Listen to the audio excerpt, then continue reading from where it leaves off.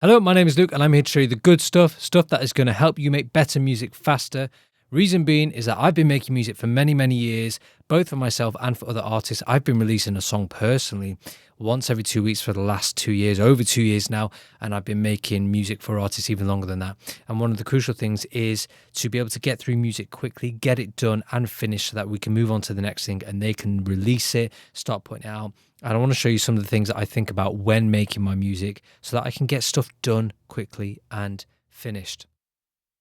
So I've got a really cool one for you here today. I want to go over how to get soaring synths. So you listen to the song and the synths just kind of explode and become this soundscape of just loveliness, right?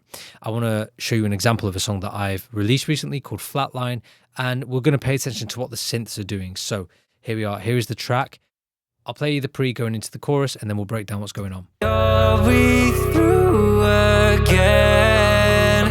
Breathing in feels tight in my chest. You caught me up so easy.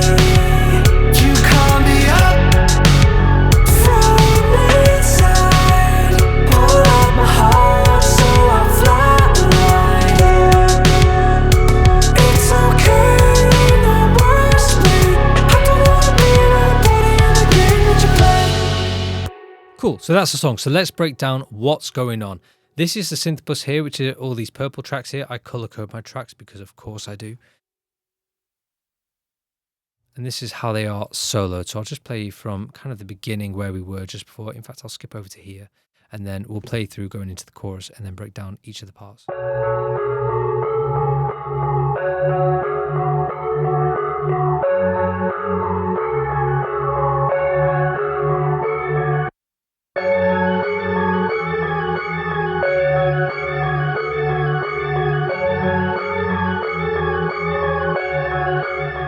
Cool, so that's what they're doing on their own there.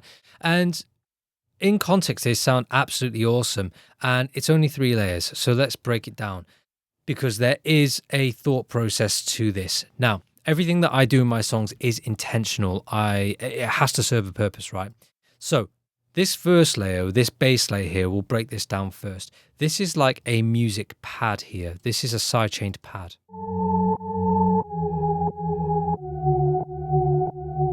It's kind of got this really nice whistle tone to it.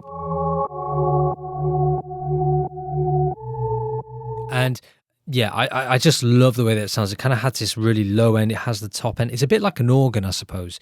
But what this is serving as a bit of a bass layer. So this is providing the harmony, all right? This is providing the harmonic movement. I'm playing the chords on the piano there, and this is what is playing.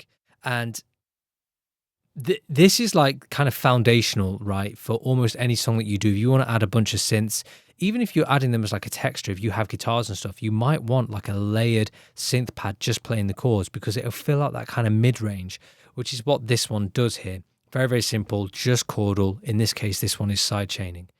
The next layer is this one here, and I'll just solo the track.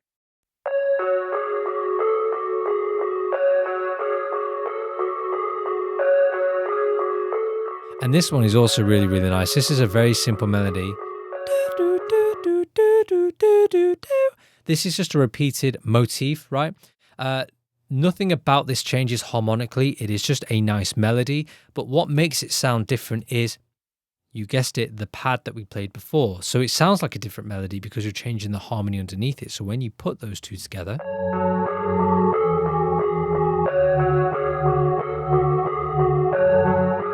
all right, you get this really, really nice sound. As we then progress into the chorus, there is an introduction of this new synth which comes in here.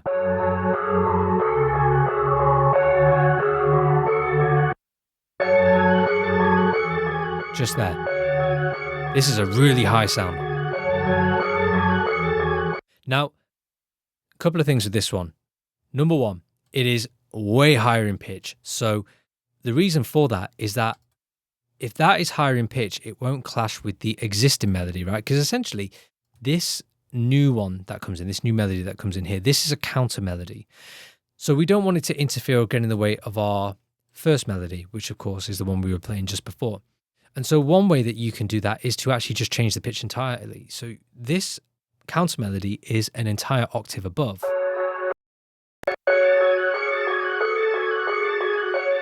So in terms of frequency, they're not getting each other's way, right? They're completely out of each other's way, totally intentional. You'll also notice that the rhythm is completely different. Our first original melody,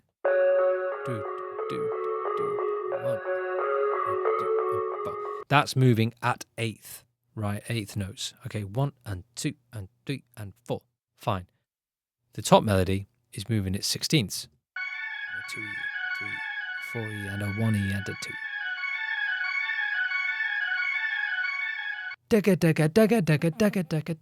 Okay, so that's moving twice as quick. So again, another contrasting element to that counter melody. So it's going to sound completely different. It's not going to get away in the way of this one. And that is how you can add really effective kind of stacks of synths, is when you add a new stack, think about how you can differentiate it.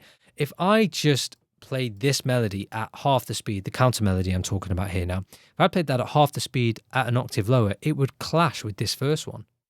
And so there'd be no point having it because the song would begin to sound messy, right? And then of course, the counter melody, like our original melody, there's no harmonic movement. It is just the melody. And so again, we have to rely on, you guessed it, our pad here to provide the chordal information, to provide the movement, all right?